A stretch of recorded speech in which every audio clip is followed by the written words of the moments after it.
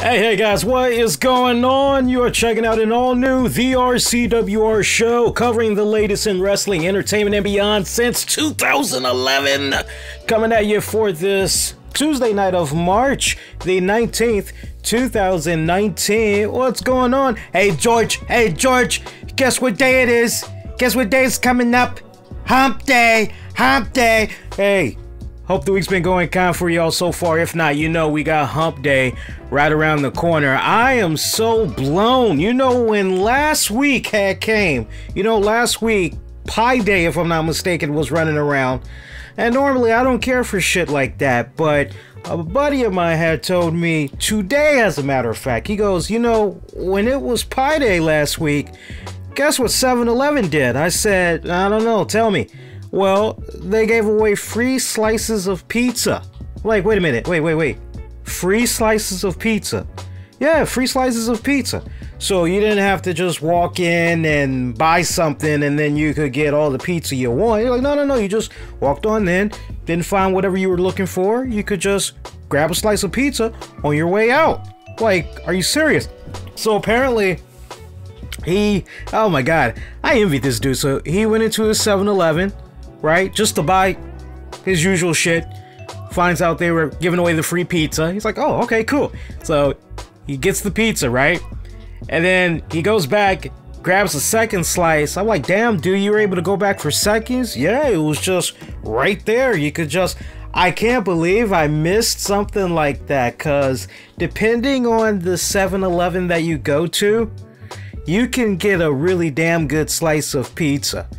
You don't believe me? Look, my buddy told me, he said, hey, a friend of mine that is from New York had hipped me to 7-Eleven's pizza because he said it's as close to what they kind of do out in New York as far as the taste and all that goes. And I agree. I think 7-Eleven has some really good damn pizza. It just really depends on which 7-Eleven you go to. Like, I've got about probably, I would say, 3 7-Elevens in my area. And when it comes to their pizza, there's one I try to do my best to avoid because their pizza, it just, they overcook it. A lot of times when it's taken out of the oven toaster, it's crust very, very hard. Sometimes it looks a little bit overcooked, so I usually try to stay away from those guys. But then there's another one that I go to, and they're okay, but they don't leave it in long enough. And that's pretty nerve-wracking, But the third one, which I kind of have to go a little bit out of my way to go to, they do it on point every single time, and I love those guys. If you've never gone to a 7-Eleven for a slice of pizza, do yourselves a favor. Next time you find yourself hungry, right, you got the munchies or whatever, I'm telling you, especially if it's a 7-Eleven that is pretty clean, the customer service is on point and everything like that, I'm telling you, if you know you got a really good 7-Eleven around your area, go there next time. If you never picked up a slice of pizza, pick up a slice, and I promise you, you will love it. Normally they have just a straight up cheese pizza, and then there is a pepperoni one. I have not seen them do a sausage pizza yet, only those two. I remember when I was a bachelor in my 20s, and I tell you, for me, being a bachelor, I loved going to the 7-Eleven. I would load up on my snacks and all that shit. And I remember back in the day, back in those days, don't let it be a weekend, especially if it was a 3-day weekend. I would go to the 7-Eleven and I would get me a large pepperoni pizza, right? And my God, you can't beat the prices either, because if you get like a large pizza, I don't know how much it's running for now. I would have to rely on you guys to tell me in the chats and all that and all throughout social media. But I remember back then you could get a large pizza for $5.99. And when you break down the slices, basically it was, actually I want to back up a second. I want to say it was between $5.99 to $6.99, but it was definitely under $9. That much I knew for sure, but I'm really more leaning towards $5.99 to $6.99. And again, we're talking in the mid 2000s, right? So almost when they kind of started making it a regular thing that you could buy whole pizzas, because before you couldn't. You could always just get the pizzas by the slice. So my God, you break it up, it was already pretty much cut the way they would hook it up. You could pretty much get about, I would say, 8 to 10 slices, but they were so hearty and it was so damn good. I would get that, I'd have some chips, maybe some wings, and I would just be chilling for that whole damn weekend or 3-day weekend. I was good to go, man. I was damn good to go. So, a little FYI for you guys that maybe weren't aware of it. Don't knock it until you try it. I guarantee you, you will come to me in a couple of weeks or a couple of months. You'll remember this talk. You'll remember this episode. And you're going to hit me up and you're going to say, Lee, I tried that 7-Eleven pizza and dog, it was the shiznix. I'm telling you, you're gonna hit me up with that right now, man. Hey, man, love you guys as always. Appreciate you guys that's interacting, social media, and over our Discord chat. I'll get into some shout outs in just a little bit. And it's $7.99. Matter of fact, here we go. Shout out to Cody, shout out to Lee. By the way, if you guys want to join our private tight-knit family in the Discord chat where we all interact with each other, right? Man, hit me up. Hit me up all throughout social media. Twitter, Facebook, Instagram, even YouTube. Use the keywords, the RCWR Show. Be like, Lee, man, long-time listener, hook a brother up. I'll do my best to hook you up right now. We're just hooking up the Discord link for longtime listeners and Patreon members until I can fine-tune everything in the Discord servers, and then we'll pretty much launch it for everybody else. But I got Lee Strack in the chat. I'm gonna start calling you Strack. I got Strack in the chat saying it's $7.99. $7.99. See, you can't beat that. Back then, I know for a fact, when I was buying it back then as a bachelor, I'm pretty sure it was $5.99 or $6.99. So the fact that all these years later, it's only up to $7.99, that's a damn good deal. I got Cody in the Discord chat as well. He said all the 7-Elevens in my area closed down years ago. God damn. So you probably have to do a little bit of a hike, brother, if you want to go to 7-Eleven, I would take. What do you gotta do? You gotta go to another city, Cody? You gotta go to another city altogether? Or is it a case where you gotta go to another freaking state just to get it, right? Let me know about that, brother. I need to know. So, hey, man, before we dive into the show, remember what I said on last week's show? How we were going to kind of switch it up. 1 week we would come at you guys heavy with the wrestling oriented stuff first, and then we get into some non-wrestling topics, and then we would kind of flip it like vice versa or whatever. Well, I want to do this week's episode, and I want to just offer thoughts, condolences, definitely my prayers, but most importantly, resolution. And that is to the victims that were affected by the horrific shootings that went down in New Zealand. And I'm telling you, I was doing my moderating duties over in another Discord server last week when the shit had went down. And if I'm not mistaken, I think I was getting ready to turn in for the night, and I just watched the Discord chat room explode, where people just left and right, oh my God, did you hear what happened in New Zealand? Did you hear? And the tone in the chat had changed drastically. It went from being a chippery, back and forth cracking jokes, and then it just ended up being so somber. It ended up being so depressing. And I remember just saying to people, hey, we're just learning about all of this stuff as we go. We'll probably learn a lot more when we wake up in the morning. Let's just kind of put it in the rearview mirror for now and try not to go to bed with that on our minds, right? Because the timing of it was just really, and I remember afterwards, I could not sleep. All I could think about was what exactly happened in New Zealand. So I had my news recording, because I always have my news recording anyway, same time every night. So I went on ahead and I put it on my DVR, played it, and I saw what had went down as the news was coming in. And that was just really sad to hear that a mentally ill, a sick, deranged individual went up to 2 mosques and were shooting them up, was potentially about to hit a third one. And luckily, you had a good Samaritan that did his part in what would ultimately set up the domino effect and getting this man apprehended, but not before he did the damage, which resulted in 50 people losing their lives. 50 people losing their lives. Probably one of the most heartbreaking of that whole ordeal was that a 3-year-old was one of the victims. And I just put my head in my lap when I heard that news, and I was in disbelief. And New Zealand, they are so loose when it comes to their gun laws, right down to the point that law enforcement, a lot of them do not carry firearms on them. And ever since this incident had took place, now New Zealand is trying to tighten up its gun laws and all that. And yeah, that is just, and of course you're gonna have everybody from out of the woodworks. They're gonna try to figure out some type of a way to use this for their political campaign, right? They're gonna try to figure out some type of a way to spin this in such a way that, oh, well, you know, this is a result of, take your pick. And usually it's either video games, right? Usually video games is what gets blamed the most. If it's not video games, then it's, oh, well, this is the NRA's fault, or this is our government's fault.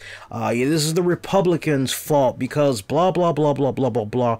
I like to believe to a certain degree that when it comes to guns of any type, I would love to believe that 99.9% of the time it comes down to self-accountability. That's what it comes down to. It comes down to the individual that is behind the gun. Yes, do I believe in that whole philosophy of guns kill people? Yeah, no shit, guns kill people. You know what else kills people? Heart attacks kills people. Strokes kill people. Having an aneurysms kill people, right? Just life in general. When your time is up, your time is up. Death is death. Death kills people. Like, so that's so cliche to say, oh, well, it's guns that kill people. That's so cliche that it's fucking bullshit.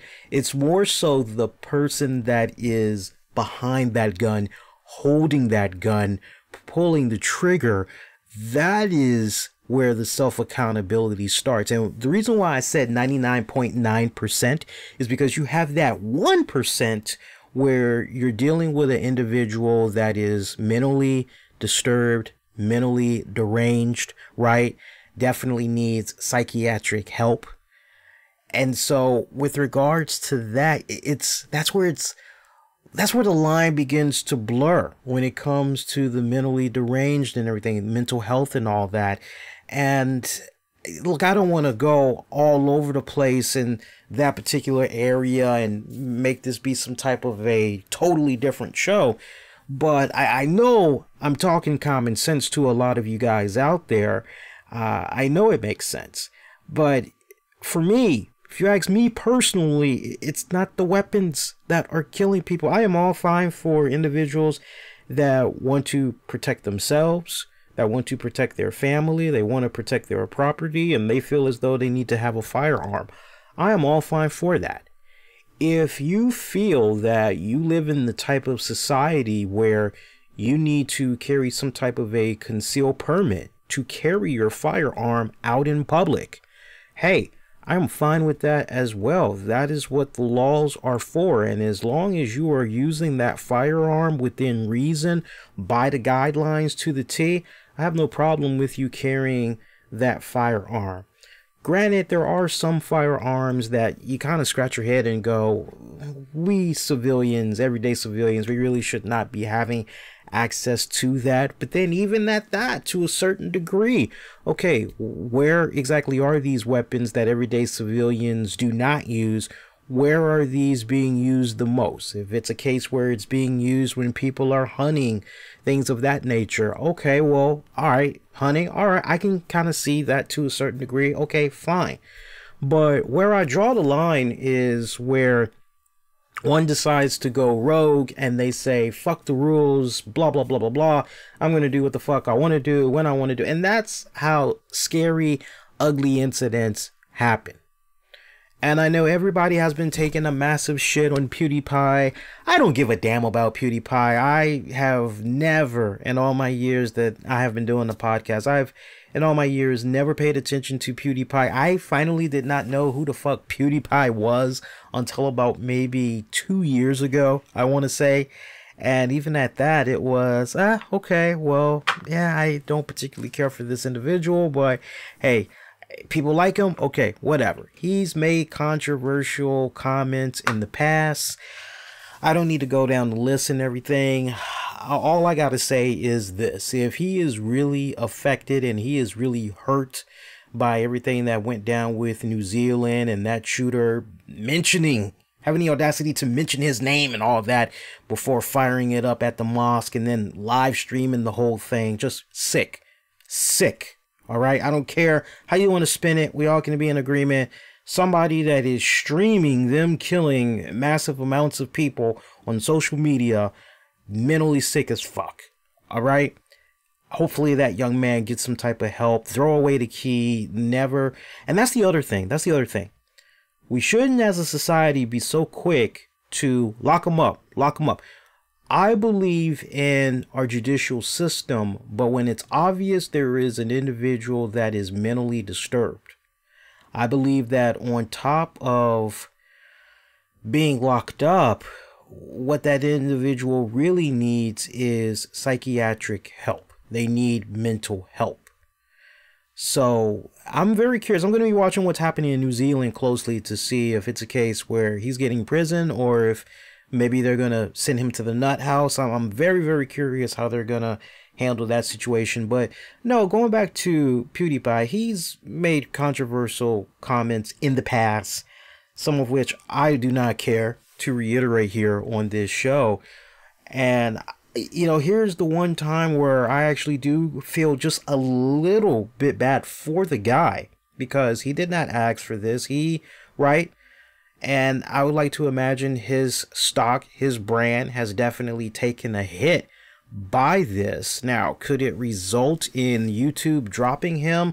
I haven't heard anything major since this went down. I haven't heard of any advertisers boycotting the man in any type of way. So you all would have to educate me on that. But last I heard, nothing has happened with him.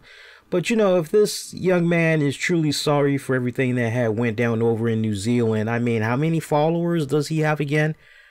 I know he's got like a ridiculous amount. I believe he has 86 million subscribers or something like that. He's one of the top grossing YouTubers. I mean, he brings in significant money for YouTube. Well, put your money where your mouth is. If you really feel that sorry for the individuals that were affected and lost loved ones by this horrific crime, why not reach out to the 50 victims and why not try to cover their funeral expenses? I think that is just more than fair.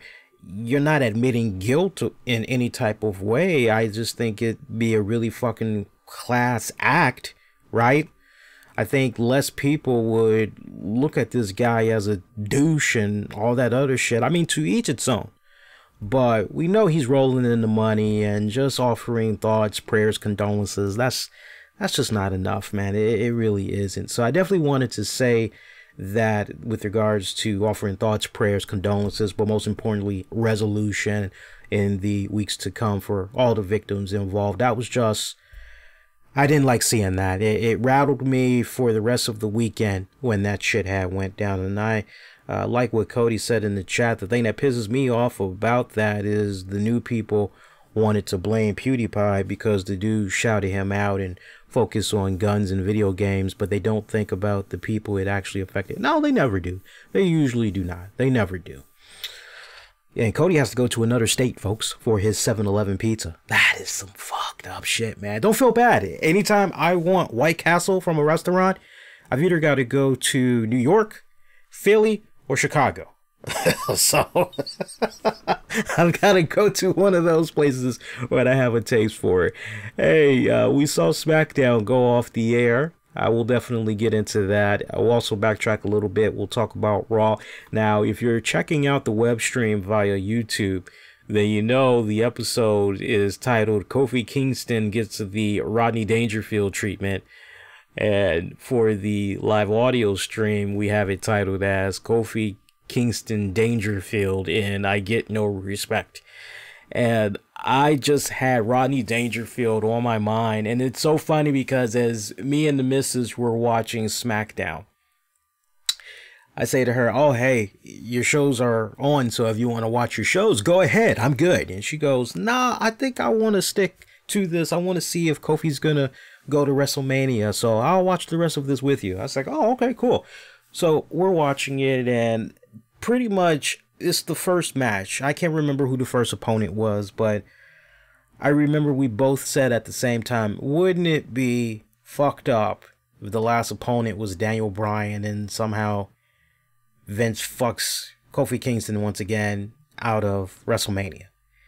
Like, and sure enough, you pretty much fast forward damn near an hour later and Kofi Kingston does get screwed, and I just laughed my ass off hysterically when I saw this shit go down. I couldn't help but go, I'll tell you, I get no respect. I just, all I had was Kofi Kingston and Rodney Dangerfield's fucking black blazer, the red tie, and he's just jerking his head. Oh, I'll tell you, I get no respect. I just couldn't help but go, WWE, kudos, man. You are reeling them fans in. You're getting them fans talking for another week. You are getting them pissed off. You have them running and doing blogs and vlogs and running to their podcasts and writing up editorials. Why Kofi Kingston should go to WrestleMania by whatever, right? You fill in the blanks.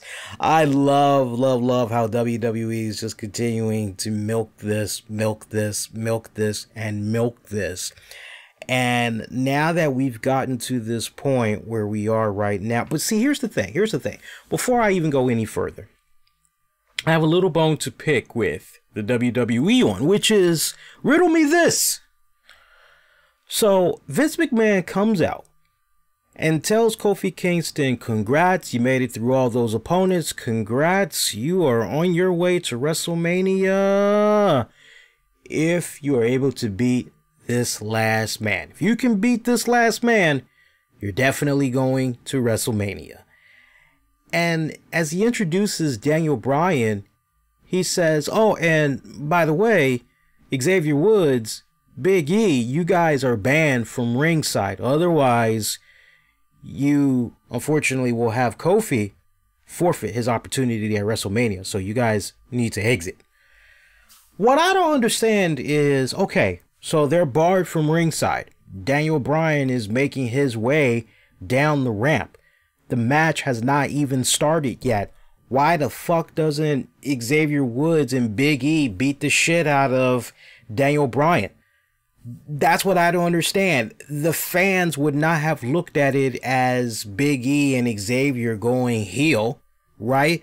They would have cheered against that. I'm sorry, they would have cheered for it because it's basically, yeah, give it to them. Screw the authority. This is bullshit that's going on with our boy Kofi. Yeah, Xavier, Big E, you show them. That's what I don't understand. So you have this juncture where Daniel Bryan, Xavier Woods, Big E, they cross paths and they're talking trash to each other. It's inaudible. What I don't understand is, okay, well, freaking Daniel Bryan hasn't even walked in the goddamn ring yet. Beat his ass up if you feel that bad for your boy. Why not beat him up? And see, it would have been one thing if Vince McMahon would have said, hey, Big E, Xavier Woods, you guys are banned from this match. And don't get any cute ideas if you try to lay a finger on Daniel Bryan as he's trying to make his way to the ring before the bell starts. You're going to make Kofi forfeit his WrestleMania opportunity. So be good boys and come on to the back. If you see, that's the thing, the little things, you gotta make sure you're plugging in those little gaps. It's the little things that counts big time. It goes a long ways. A long freaking ways. So that really had rubbed me the wrong way, because then conveniently Xavier Woods and Big E, they come back after Daniel Bryan loses. Oh, they're there. It's okay, bro. It's okay. It's like, no, it's not okay. You guys could have done something before Daniel Bryan got in the damn ring. What the hell? It's just so, But I still, regardless, love how WWE is just continuing to string along the fans. But I'm like this, man. With this episode now in the books, we are about, what, 2 weeks away now from WrestleMania? Because it's supposed to be going down Sunday, April 7th. So basically, this gives you 2 more episodes to make your point. And I'm like this. You gotta have, at this point, Kofi Kingston have a breaking point. You've got to have him have a breaking point. And this is where we get into some very interesting territory here, right? And I like the fact that you've got Xavier Woods and you've got Big E. They're continuing to put in that base for Kofi, right? Getting these opportunities pulled away from him, the injustice and all that. I like all of that that's going on. And there's a couple of different ways you can look at this, because on the one hand, this could culminate in a situation where New Day, all 3 members of New Day, where they invade Raw, and Kofi Kingston is the main one that is just making some serious work, making serious examples out of some of the guys on the roster. If there was ever a time to do some type of an invasion over on Raw in the quest to send a message to Vince McMahon, I think this coming week would be your opportunity to do it. I personally, if I was writing this, I would love to see some type of angle set up where you have 3 mysterious individuals that pop up on Raw and they are just randomly beating the crap out of people, put security on heightened alert and all that shit, or as I called them on social media and a couple of other places, the fucking Acme security, because WWE security, my guy, you think of the WCW security. The WCW security was freaking 10 times better than what's been happening with the WWE security. They are weak as fuck, that WWE security.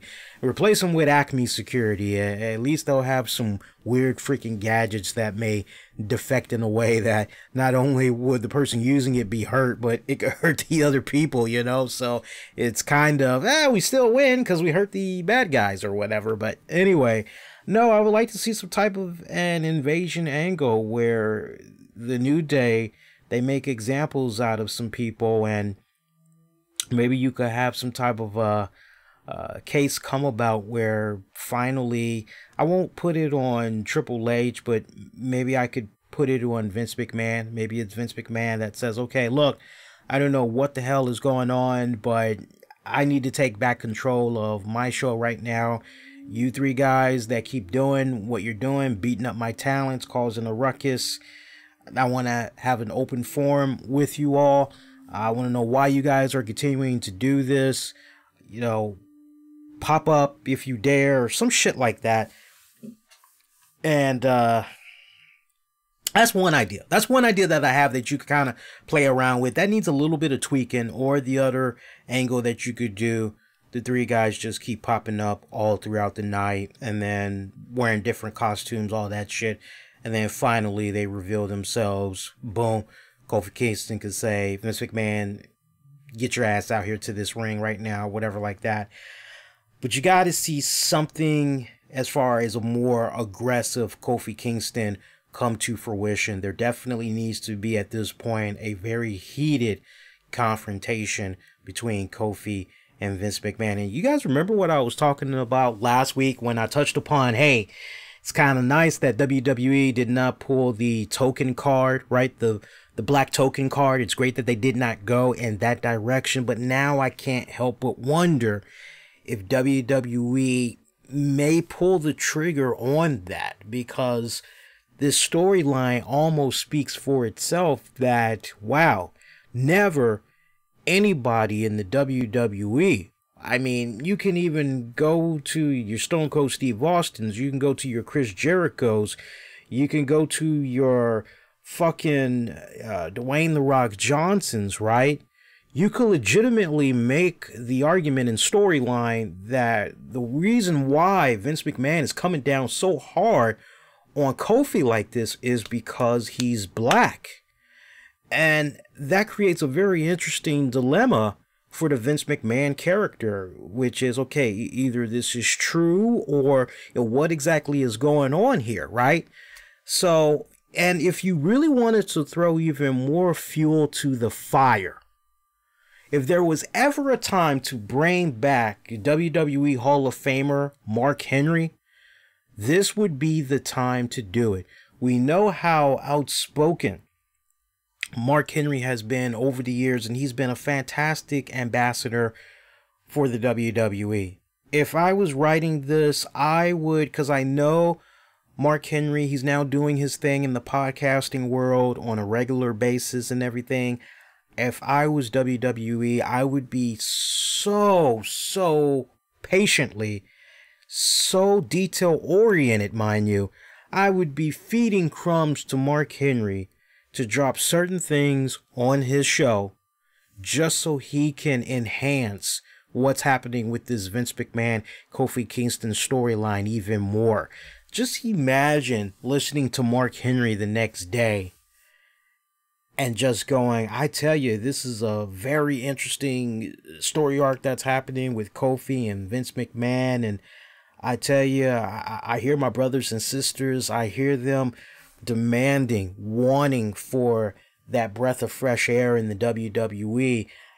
They know in their hearts that Dwayne The Rock Johnson, he is black, but for a majority of fans, he's only partially black. They really want Kofi Kingston. Nice ring to it. I agree.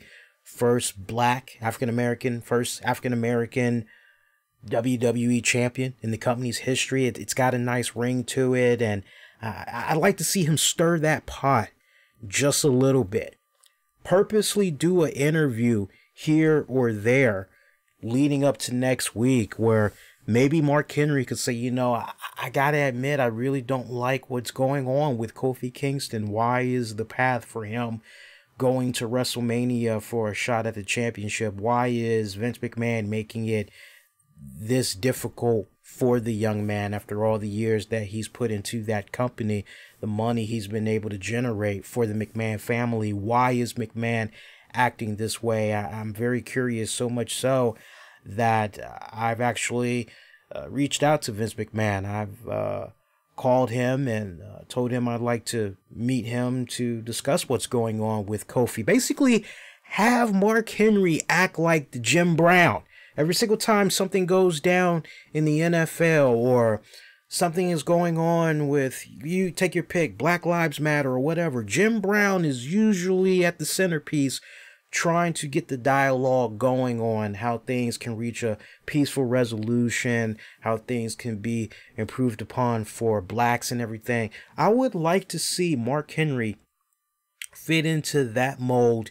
And it's a case that comes down where maybe Mark Henry is invited on next week's Smackdown or the Smackdown before WrestleMania. And Mark Henry, Vince McMahon, a serious heart-to-heart talk and everything. You know, I would just love to, because who better that can relate to what is happening with Kofi Kingston than Mark Henry? The storyline is right there. You want to further that even more, you could even have Booker T get in there as well. There's a lot of opportunity to really expand this, that it's not even funny. And I'm hoping that with 2 episodes left, WWE can really expand and really freaking go there. So we'll wait and we'll see how it's coming about. But I'm enjoying the ride so far. Like I said, I know we got vloggers, bloggers, podcasters, editors. They're going to be typing up their pieces and fuming at the mouths, all that shit. But when it's all said and done, just kick back, enjoy the ride, Enjoy this storytelling for all it's worth. Miz came back for the first time since being betrayed by Shane McMahon at the Fastlane pay-per-view. That was a pretty damn good promo that he had cut. I loved it. It was a really great comeback. Loved hearing him talk about how all he's ever wanted to do was make his dad proud. And if you really kind of take a step back and you think about it, so Batista beat up a 70-plus-year-old man, right, just to get Triple H's attention. Meanwhile, you have Shane McMahon, who not only got physical with The Miz, but got physical with The Miz's dad, who is a 60-plus-year-old man. So it seems to be the way of a rivalry is to get senior citizens involved, right? So I don't know if you guys kind of noticed that there, but hearing The Miz say all he's ever wanted to do was impress his dad, make his dad proud, and yeah, did he step on a lot of toes making his way to the business? Yeah, he did. For him, it was all about making the ultimate sacrifices, and if that meant he had to be very selfish in achieving his dreams, achieving his goals, so be it. He admitted all of that, but just the way that he was able to spin it back on Shane O'Mac, I loved how that went down. Conveniently, Shane O'Mac was not in the house tonight. Hopefully, there's going to be a confrontation of sorts on next week's episode. But great seeing The Miz back. Miz has just continued to be on a great swing of just, I tell you, ever since I had tweeted out an image of him as #1 on an issue of Pro Wrestling Illustrated, it was from many years ago, he was #1.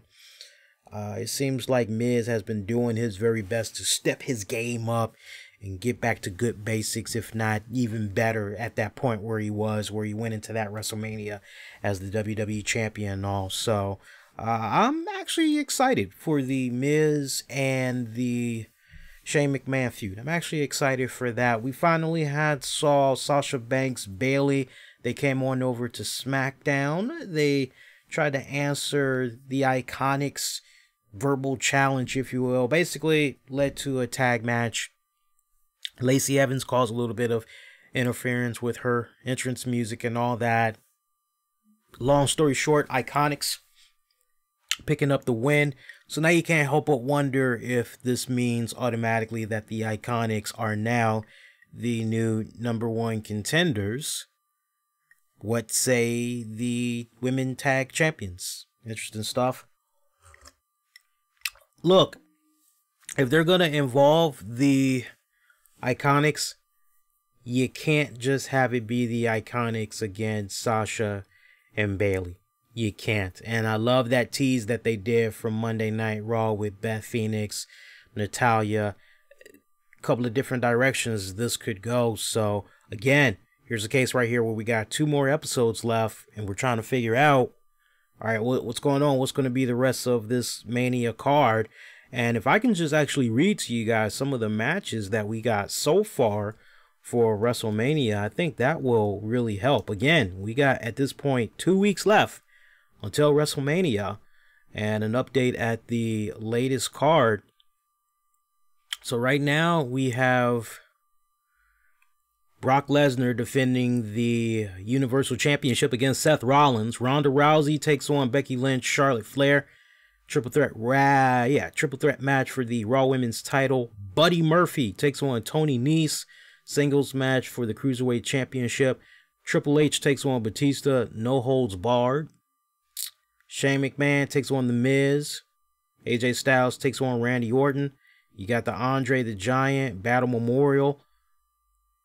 That should be good. Samoa Joe. This was revealed on SmackDown tonight by Rey Mysterio and his son Dominic. They revealed that Rey Mysterio is going to be going into WrestleMania and facing Samoa Joe for the United States Championship. They actually should have a pretty good card. And going back to Monday Night Raw, we can now segue, piggyback a little bit, go into Raw. It was revealed by Kurt Angle that his retirement match, his final match, it's going to be against none other than Baron Corbin. And as you would expect, everybody shitted on this on social media. They could not believe it. a lot of people were going, nah, man, of all the opponents, seriously, we're going to go in this direction. We're going to go with fucking boring Corbin. We're going to go with Olive Garden Corbin. What the hell, man? And it just intensified. And I'm watching this and I couldn't help but just think to myself in real time. And I think I put the tweet out there, but I couldn't help but think in real time, this has to be a swerve. This has to be a swerve. WWE knows that fans want nothing more than for Kurt Angle to go out in style. And history has shown that when it comes to certain individuals and perhaps their final match, WWE does a really good job in having them go out on the highest note that's humanly possible. So your final match is going to be against Baron Corbin? Nah, that doesn't make any sense. And for me, what was the dead giveaway that this is a swerve? We saw something that WWE doesn't really do, which lets you know it's a swerve. A few segments later, Michael Cole says, oh, when we're aware of the social media outrage as a result of Baron Corbin being made Kurt Angle's final opponent. And I'm going, wait a minute. So here's the rare time that we're capitalizing on what social media is saying about Baron Corbin. All the other times people have sound off about Baron Corbin, it's pretty much kind of fallen on deaf ears to a degree. Now, you go back to when Raw was really, really bad. And it was, oh, well, we can just pin it on Baron Corbin since he's the Raw general manager and we can pretty much sweep everything under the rug or whatever. And we pretty much have seen how you have the power, you have the control, you, the WWE Universe, are the authority. If the fans are really the authority, then why are they continuing to get Baron Corbin shoved down their throats every single week? So the fact that purposely this just slid on in by Michael Cole in the game, bringing up the social media outrage over Corbin, that lets me know without a shadow of doubt it is a swerve, contrary to how some people may feel. I'm not a betting man. If I were, I would put $100 down on this and say it ain't going to be Baron Corbin. Now, we saw what went down with John Cena. That was nice how they did him. We didn't think John Cena, but, he had that brief match with Undertaker and all that. That was really clever how they went about that. I think as far as who could possibly do the honors, I really feel in my bones it's possibly going to be freaking John Cena. I mean, who better than John Cena? The storyline speaks for itself. It really, really does. You think about the whole ruthless aggression era and all that shit. John Cena pretty much getting his debut match on Smackdown, everything kicking off with Kurt Angle. So who better to do the honors than John Cena? It just makes all the sense in the world. It's written perfectly. And then another name that you have to look out for is freaking The Undertaker. That's another one you got to look out for. Now look, Undertaker, but see, here's the thing. As cool as it would be for The Undertaker to do the honors to freaking Kurt Angle, that would mean that you have a total of 3 men that have beaten The Undertaker at WrestleMania. So the question that needs to be asked is, well, does WWE really want for Kurt Angle to beat Undertaker at WrestleMania? Do they really want to give him that honor of being the 3rd guy that picked up a W from Undertaker at WrestleMania?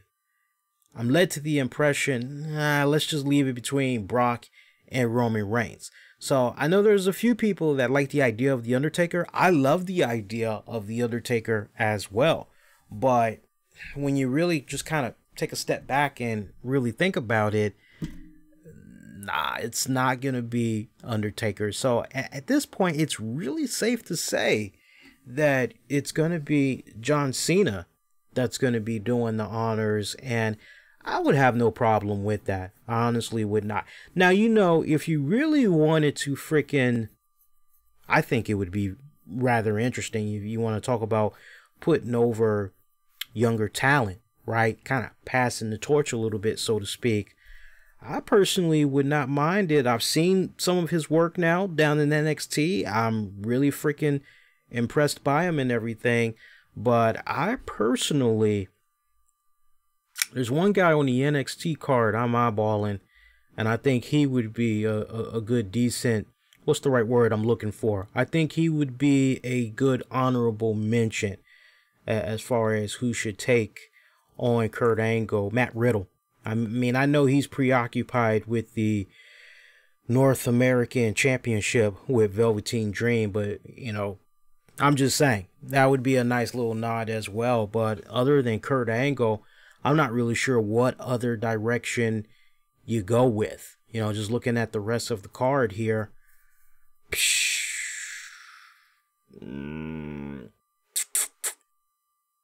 You know what's really sad about this?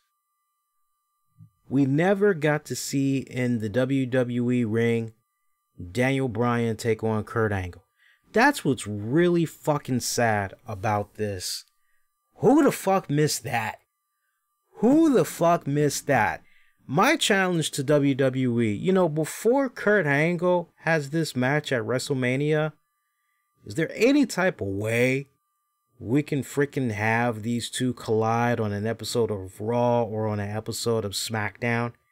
How do you not have Kurt Angle take on Daniel Bryan? You just gotta do that. You gotta somehow work that in there, man. Seriously. Yeah, so I don't know. What do you guys think? Are you going with John Cena as well, or you think it's gonna be somebody else? Let me know. Shout out to Gino. What's up, Gino? Let's see what else we got here. Oh, we got to get into some shout outs, by the way. Let me get into some shout outs. Also plug some of our sponsors and all that. Hey, shout out our Patreon members first off. Hey, check out some bonus audio video content, half of which you ain't going to be able to find anywhere else, and a whole lot more. It's waiting for you. $5 a month. Patreon.com/RCWR Show. Patreon.com/RCWR Show. $5 a month. Get access to great exclusive bonus audio video content. Shout out to our Patreon members: Joe, Raymond Jr., Michael, Wolf. Shout out to Anthony Missionary Thomas of Wrestling Soup. And I am missing one other person. I'm getting bad. I know it's the old man's age, man. Don't mind me. It's the old people's age. It happens to the best of us, man. Happens to the best of us. And I took a nap today. How about that? I took a nap before the show, and I'm still getting the old man's age, man. It's fucking sad. John Davis. Shout out to John Davis. Once again, shout out to Michael Wolf. Shout out to John Davis. Shout out to Anthony Missionary Thomas. And shout out to Joe Raybon Jr. Leave me alone. I'm getting old. And also, this episode of the RCWR Show, it does have a sponsor for tonight. We introduced them last week. We're going to be working with them for the next couple of weeks. Happy to have these guys on board. I want for you all to check out the website nwibbt.com. That's nwibbt.com. If you are part of the LGBTQ community or a supporter of the community and want to stop the cruel bigotry, mistreatment, and slaughtering of transgenders, lesbians, gays, and bisexuals, then check out nwibbt.com. They are the New Wine International Black Box Theater Incorporated. Check them out. They got some really great t-shirts and jean designs there, including great paintings known as Pumping. Some of the artwork that they have, it's known as Pumping. You can support them as they embark on remembering the 50th anniversary of the Stonewall uprisings. Once again, check them out if you're a supporter of the LGBTQ community, or maybe you're a part of that respected community and you want to do your part in stopping the cruel bigotry, mistreatment, slaughtering of transgenders, lesbians, gays, and bisexuals. Check out nwibbt.com. I'm sure they would greatly appreciate that. Hey, for you guys that need some bonus stuff to check out in between the shows, we uploaded it earlier today on the YouTube channel as an exclusive. I had did the Enzo Amore shoot interview review that was conducted by RF Video. There were so many people that were reaching out to me saying, oh, you know, that sucks what happened with your DVD, you know, title match wrestling. And I've seen that a couple of times now, even in the other Discord where I moderate. And it turns out Rob Feinstein of RF Video basically loaned his shoot in its entirety to Title Match Wrestling. I'm not sure how long they've had this working relationship now, but the shoot interview that you guys keep talking about, oh, well, you know, it looks like Title Match Wrestling did their own shoot as well. That's the same shoot. That's the RF Video shoot. It is just uploaded through Title Match Wrestling. So the way it's looking right now, Enzo Amore has only conducted one shoot interview, and it is with RF Video. So I had a blast reviewing that. It was nice getting back on the saddle again after so many months of a hiatus and not reviewing wrestling DVDs and all of that. It was really nice. And true story, now it's going to be an exclusive for our Patreon members, but true story, what's uploaded on YouTube right now, I believe it is about 47 minutes. And that's just the cropped version. It turns out the original cut, which I saved, the original cut is about 1 hour and 5 minutes. So if you want to hear the bonus 25 minutes, if you will, as I include some really nice, cool little tidbits and more, I sound off candidly about what all had went down in Phoenix involving that girl Enzo was with and all that, you know, final thoughts just on Enzo as the person and everything. That's going to be uploaded later this week for our Patreon members. So you do want to try to keep that in mind. Also, I've got a rare day off from work this Wednesday. So I'm going to be kicking back and I'm going to be recording a new unboxing, a new unveiling. We got our pro wrestling crate box. It came today. So I am freaking ecstatic. I can't wait to tear up into that bad boy. You know, I'm excited for that one. I'm always excited for the pro wrestling crates, but this one I'm exceptionally excited for because this is the best of the podcasters. And we're going to get some really cool items from Edge and Christian, Bruce Pritchard, Conrad Thompson of Something to Wrestle With. Who else is in there? Eric Bischoff, Colt Cabana. God, who else is in there? I think Jericho might be in there as well. There's like so many cool names that's in there. It's holy shit, you know, so be on the lookout for that. The goal is to record that early in the morning and then have it uploaded, I would say no later than noon. If I can upload it sooner, I'll gladly do that, but be on the lookout for that. That's going to be pretty awesome. And then there's a couple of other shoot interviews I'm going to be checking out. I'll be uploading those. I think at this point, what I'll probably do is, if not 2 a week, I will check out a shoot DVD once a week and then do a little something on YouTube. That way you guys have a little something.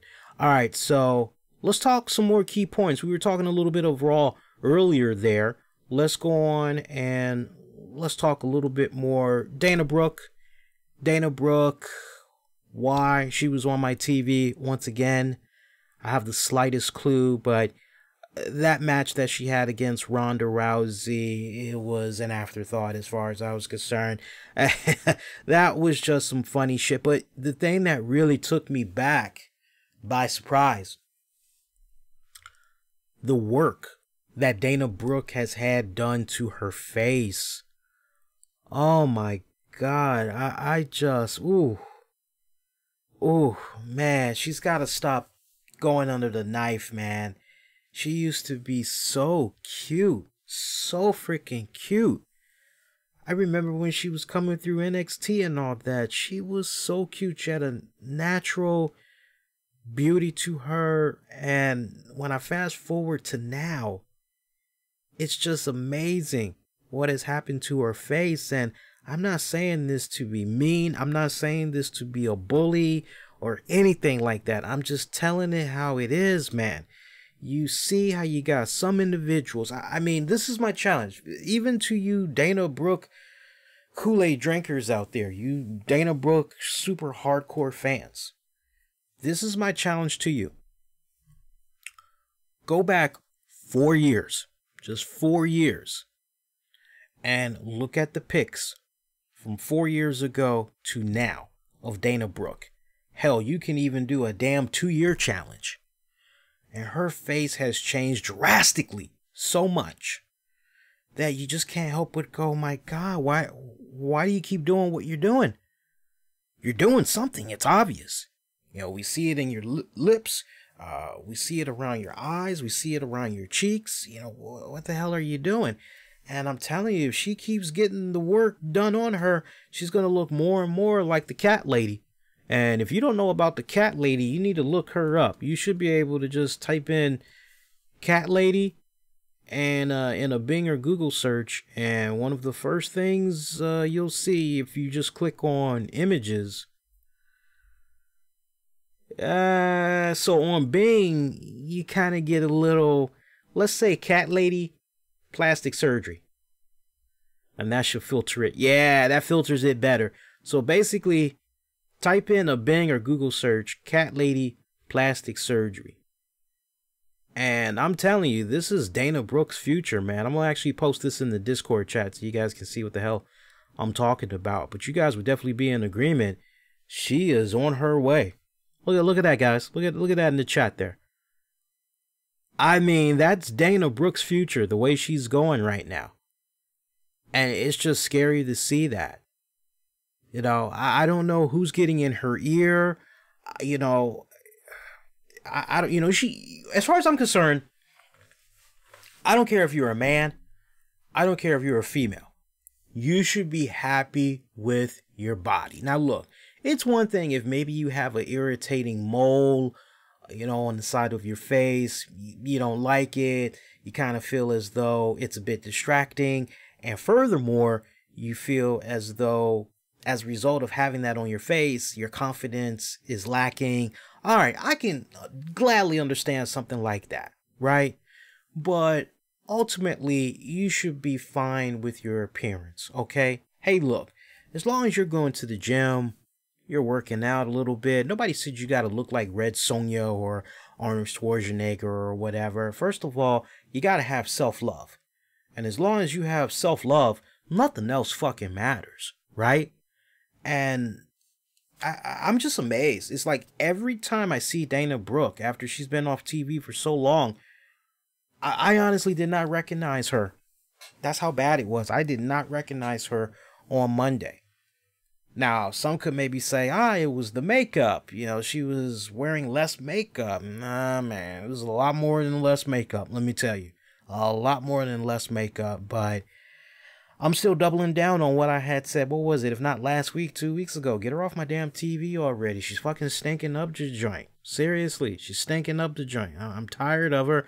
I hope that was the big send-off, and honestly, we never have to freaking see her again. Spring cleaning is here, man. Can we dish out some pink slips already? She'll be all right. She got her basketball boyfriend. She'll be all right. Polled you guys asking, what did you all think about Raw this week? I think we all be in agreement. SmackDown was a bit better than Raw, so there really was no need to do a poll. So going on the YouTube channel here, we got about 7% of you guys that gave Raw a thumbs up. Again, 7% of you guys gave Raw a thumbs up. Meanwhile, 18% of you said you were skipping it like a mixtape this week. 27% of you are staying in the middle, and 49% of you gave Raw a thumbs down. That is via YouTube. If you have not sound off by casting your vote, you can still do so. A little bit of time left. YouTube.com/the RCWR Show. Click on the Communities tab, and you'll be able to vote that way. Or you can vote via Twitter at the RCWR Show. And with regards to the Twitter poll, we have 17% of you guys staying in the middle. 0% of you skipped it that week. And right now we have a tie. 42% thumbs up, thumbs down. And we're looking at Facebook.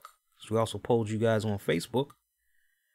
I love the Facebook poll because we just basically put up 2 GIF images, and you got to make sure you're reading that shit, because I know some of you guys, you'd be like, ooh, Drew McIntyre, ooh. And it's like, no, it actually means thumbs down, honey. Let's see what you guys had said here. Ooh, Facebook, we got 8 thumbs up, and we've got 14 thumbs down. So, yeah, the Raw overall, it was very lackluster. What was a recurring theme I had saw from a lot of people I was interacting with on Monday, it was, why isn't Raw, or WWE rather, doing a much better job in fucking selling and setting up the story arcs for these matches at Mania? Why does it feel as though they're just throwing matches together just to be throwing matches together, and there's hardly any story going into them? And I mean, look, when I look at the WrestleMania card, you know, I hear where people are coming from. And for me, Triple H, Batista, okay, you got a story there, but it's pretty weak. And can somebody explain to me what the fuck happened on Monday night? Michael Cole is conducting this interview with Batista, and Batista is just fucking, my God, dude, who the fuck gave you some freaking, I don't know, Novocaine or a blunt? Because you are just so fucking mellow. Michael Cole is doing his job. So Batista, the animosity that we were able to see and hear from you from last week, that heated confrontation a couple of weeks ago, and you assaulting Ric Flair, and it's obvious that you have bad blood with Triple H going so many years back. Please, can you tell us more about why, you know, you feel the way that you feel? What led you down this lonely road? And Batista is just, well, when we were long before Evolution, he always picked on me. He always looked down on me. He always belittled me. And it's just, wow, dude, can you say this with, I don't know, a lot more passion? Can you say this with more enthusiasm? It was just so fucking monotone. I was just kicking back, and I'm going, okay, I like what Batista's kind of saying here, but can we have a little bit more? What did you guys get a little bit, what's the right word I want to use? Did you guys get a little bit intimidated by guys like me and other people that were mixing the hell out of the Batista, give me what I want, right?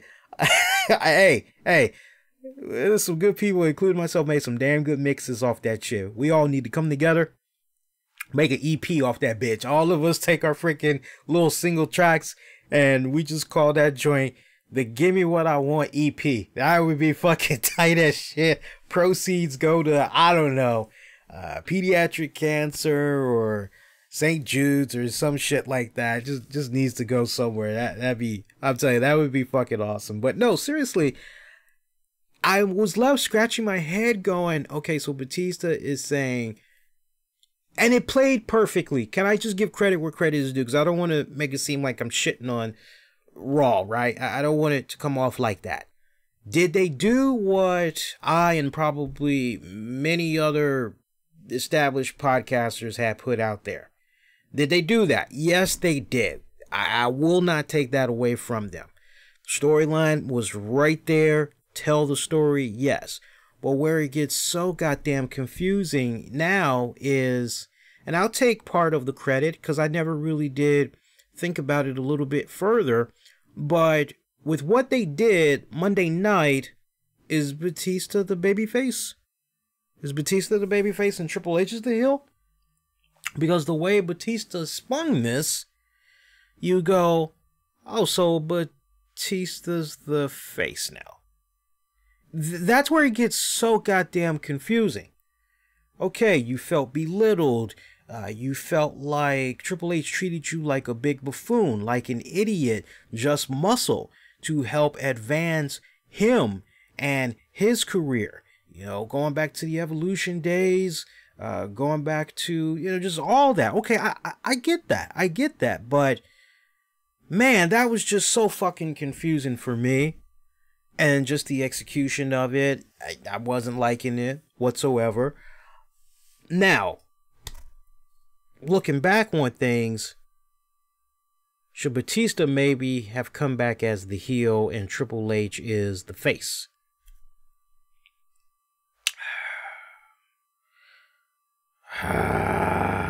No. You know why? Because if there's one thing that Triple H has been so damn good at over the years, he's always been good at being a damn heel. So I think there really lies the problem in itself, which is Triple H should have always been the heel and Batista should have been the babyface. What went down on Monday night was so weird from a standpoint of it seemed as though there was a flip. And I don't like that. I don't like that cloudiness. So we got 2 episodes left. We need a lot more clarity. And I would like to believe that coming up on this week's Raw, Triple H is going to have his own respected rebuttal to what Batista had said and how all of that is going to be countered, right? But here, when you get right down to the heart of the matter, the promo that Batista cut, it came off more like a man that wanted nothing more than to prove his self-value to his peers. And to a person that he at one point did admire and respect.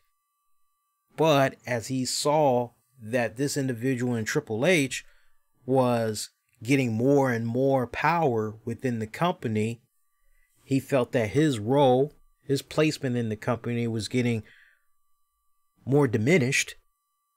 And so ultimately it led him to, I like that. I really do.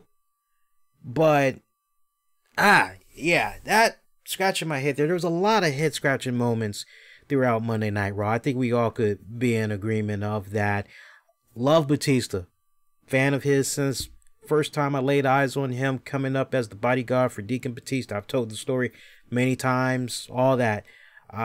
We'll continue to love Batista, but where there's weak plot holes, I'm going to call it for how I'm seeing it when it's all said and done. Drew McIntyre. Raw came to us from Chicago. Drew McIntyre got no fucking love. All you heard was fucking crickets, and I'm not talking about cell phones from the cell phone company. That is just, wow, man. 2 weeks in a row, you try to end things with Drew McIntyre. Chicago, you sent the message loud and clear. You don't give a damn about Drew McIntyre. And I personally, I don't blame you. I don't blame you. We talked about this last week, so I'm not going to rehash it all over again. But god damn, you could hear a fucking pin drop when Drew McIntyre came out. It's probably going to be edited big time now with chance boos or whatever. But to see the original cut when Drew McIntyre comes out and you hear his music playing, no ovation for him whatsoever. Quiet as a fucking mouse. Crowd there just looking very indifferent. It has that whole we don't care vibe. I mean, seriously. But then when you get Seth Rollins on out there, oh, hey, all right, Seth, hey, cool, but, ooh, and this was a crowd for most of the night.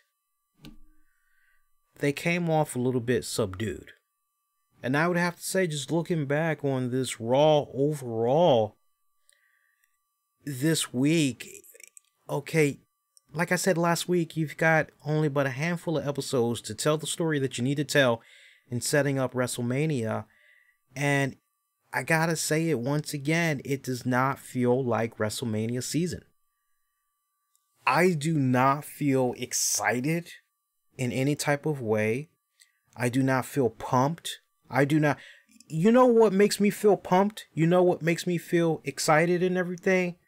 To hear some of my good friends are doing WrestleMania after parties and all that. I'm excited for that. You know, it's like, hey, if I can figure out a way to get out there, have some drinks with you all, I'm more excited for that than the actual pay-per-view event itself. What's wrong with that, people? I'm sure I'm not the only one that has been feeling that way for a couple of weeks now. It's really, really weird. I can't quite put my finger on it, but I'm just playing back the past couple of years, and I would have to say that this WrestleMania has been the most, and I want to make sure I'm choosing the right words here. I know that when it's all said and done, the men and women of the WWE, they're going to go out there and they are going to rise to that occasion of putting on spectacular performances. I know in my heart of hearts, I ain't got to worry about that. But the telling of the story to get to that point, it's been very flat. And then when you just break it down to, okay, well, how's Raw been doing? Well, how's Smackdown been doing? Oh, that's the show you need to watch. Boy, very, very just, see, I'm just trying to think if there's any other key points I wanted to get into from Raw this week. I really think that was, yeah, pretty much a snoozer fest when it's all said and done. Let's switch it up a little bit and let's dive into some more happy, positive stuff that we can dive into. Hey, going into the WWE Hall of Fame, by the way. Now, I think this is really, really fucking classy. I remember hearing this news, and I did my very best to share this on social media when the news had first broke, and it's starting to live up to originally what the Ultimate Warrior wanted, and I really love this. I really, really love this. The longtime WWE employee Sue Atchison, she is going to be receiving the 2019 Warrior Award. She has a 30-plus year career in the WWE. She basically spearheaded WWE's community outreach program. She has been instrumental for a lot of people in their respective careers and all that. And I tell you, this is good. This is damn good. Over the course of her storied career, she built long-time partnerships with the Make-A-Wish Foundation. She has also, and get this, to date, WWE has granted more than 6,000 wishes to children. That's pretty fucking badass. She also pioneered WWE's WrestleMania reading challenge. So this is very, very good. I like this selection, and I hope that this is a taste of things to come when it's all said and done. I didn't like the way I said a taste of things to come. I didn't like the way I said that there. You guys got to forgive me. Like I said on social media, this is the step in the direction of what Ultimate Warrior originally envisioned this award to be. Now, look, if you've been a long-time listener of my show, you know passionately for many years, I have on and on and on again, I have said, hey, it's not honoring the Ultimate Warrior. What the hell? Some of the selections that they went with, hey, was it cool? Yeah, it was cool. But to now get to this point where, all right, now we're going in that right direction that Warrior was talking about, how can you shit on this? And it's been overwhelmingly awesome to see everybody react to this and saying, yes, now you're doing it right. I haven't seen one negative thing said about Sue being the recipient of this award. Now, I just hope that in the years to come, as I said on social media, I hope guys like Norman Smiley, because I've heard, you watch enough shoot interviews, listen to enough podcasts and everything, Norman Smiley's name is constantly brought up. I would hope that, you know, maybe him, because he's very instrumental behind the scenes in the WWE and has been for many years now. You would like to believe that with Sue going in, this now opens the door officially for guys like Norman Smiley. guys like Bill Apter. Bill Apter is long overdue to, you know, if not going to the WWE Hall of Fame, at least be the recipient of the Warrior Award, right? But he's another one. Also, Brooklyn Brawler. My God, there's a guy right there, extremely influential. Always going out of his way. I've heard nothing but good things about Brooklyn Brawler. Very instrumental behind the scenes, you know, willing to take somebody under the learning tree. And, you know, if you can make it past Brooklyn Brawler, you're going to be all right, right? Yeah, it was like for many years the ultimate measuring stick, and not in a Triple H or Stone Cold, not in that type of way. Just if you are a up and coming wrestler, if you're from the Performance Center, if you're from development and you got to be shown the ropes and all that other shit, you got to get tested out and everything. Ultimately, everybody passed through the Brooklyn Brawler. So, you know, I would like to believe that this also sets up a guy like him to eventually be the recipient of the award.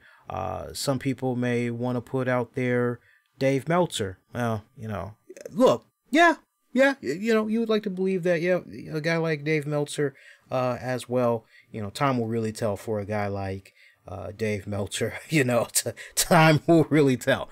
But this is great news. I'm very excited, very, very excited. I'm looking forward to seeing the Hall of Fame. I'm more excited to see the Hall of Fame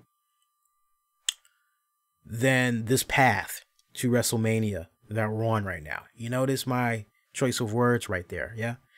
And hey, how is this for a badass story? Becky Lynch had sprung into action, helping out a fan that was having a seizure. Did you guys hear about this? This is, you know, I mean, it shouldn't surprise you, because you would like to believe that if it was any one of us and we knew what to do, we had the experience in dealing with a loved one that had seizures, we would spring into action or whatever. I mean, hey, I'm trained in first aid and CPR, so I would like to believe that, and I do know what to do when somebody has a seizure, right? Because it was part of my training. So push come to shove, yeah, I would know what the fuck to do. But to hear something like this, you know, it's the positive things.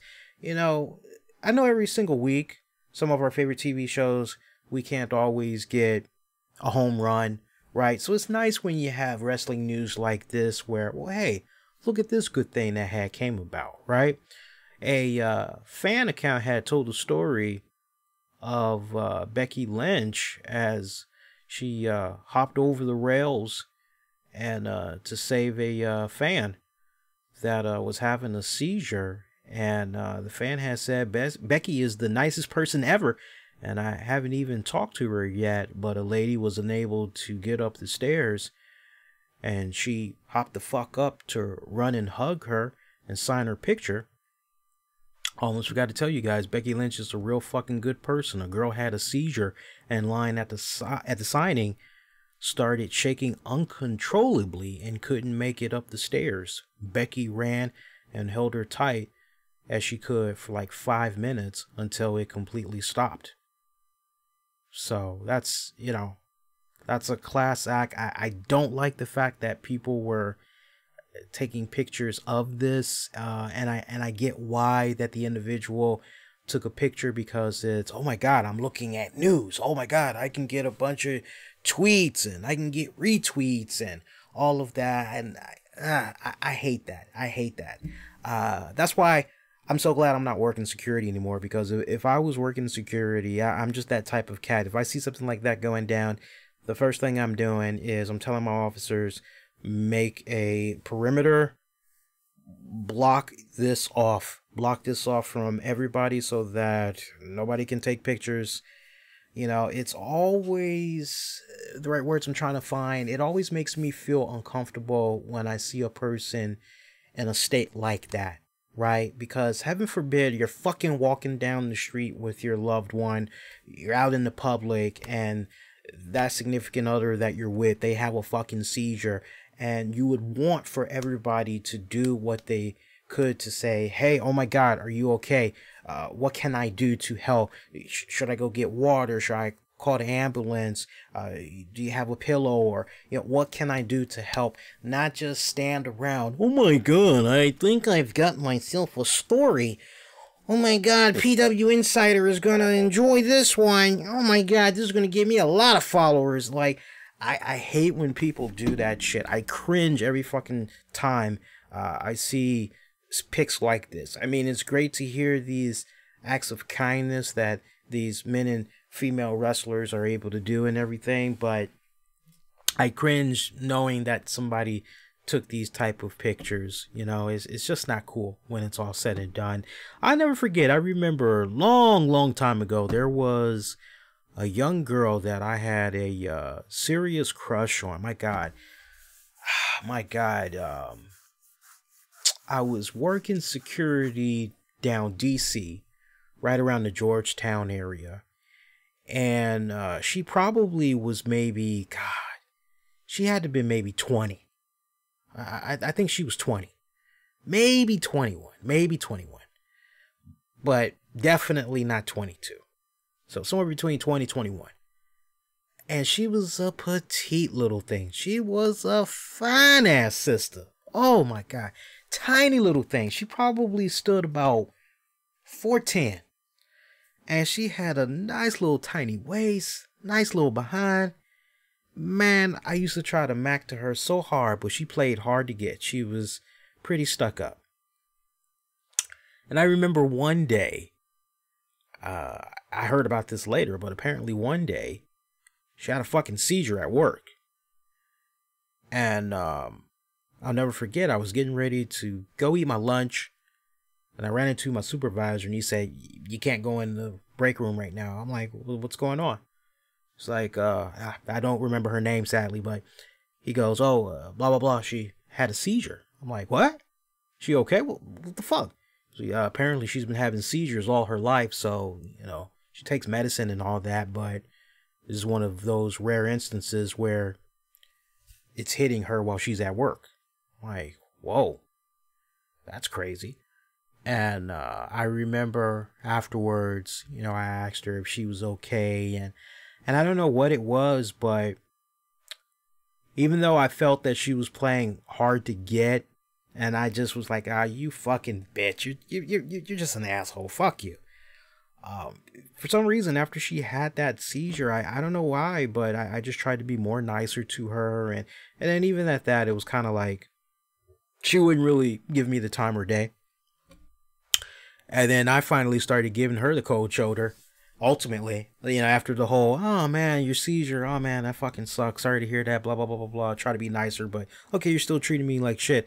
And I guess because I was no longer being nice to her, all of a sudden, she was trying to act nice to me. And it was kind of like, nope, not having it. Nope, not having it.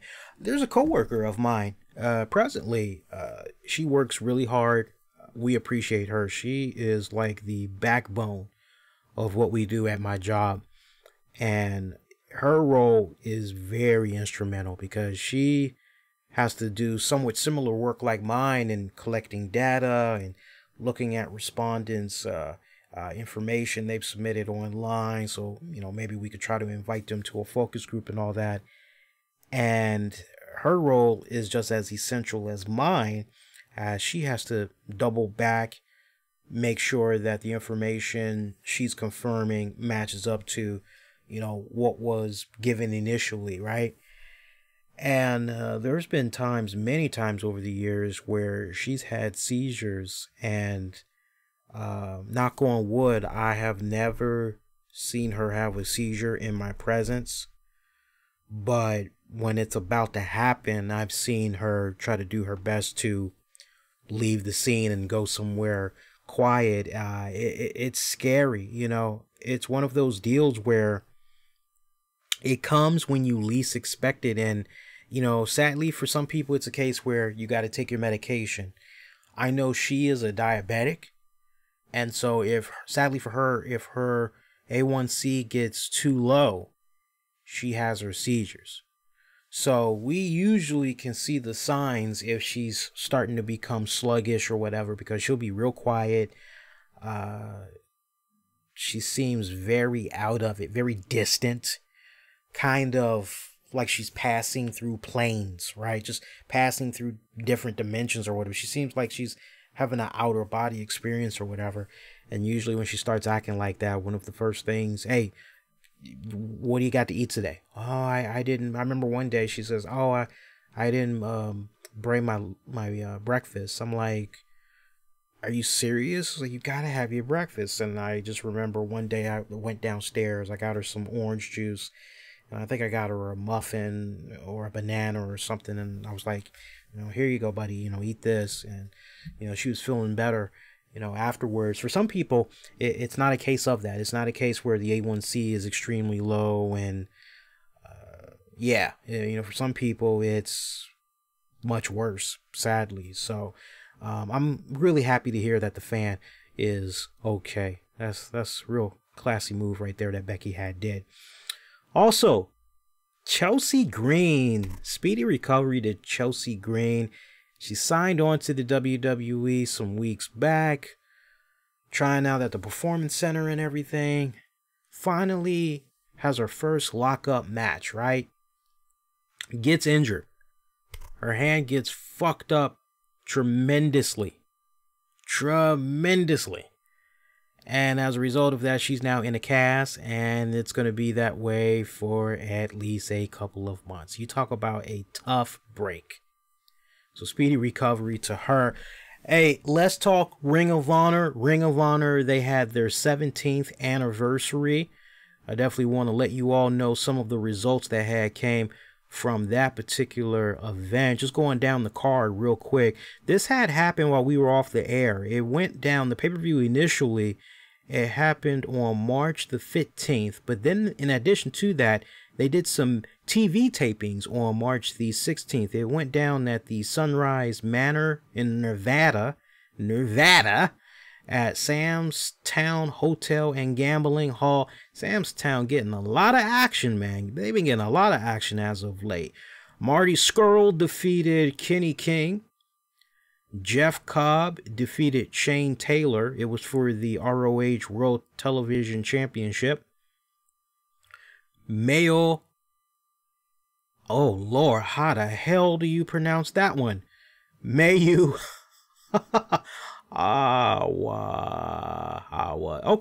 I got it now. Mayu Awatani defeated Kelly Klein for the Women of Honor World Championship. Rush defeated Bandito. Villain Enterprises, that consists of Brody King and PCO, they defeated the Briscoe brothers. This was a Las Vegas street fight for the ROH World Tag Team Championships. Winners advanced to the G1 Supercard to face the IWGP Tag Team Champions, the Gorillas of Destiny, in a winner-take-all match. And in your main event match, Jay Lethal defeated Matt Taven to retain his ROH World Championship.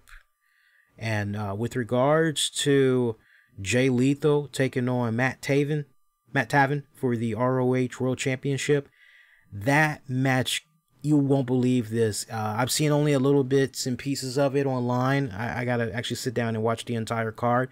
But that match actually went 60 minutes.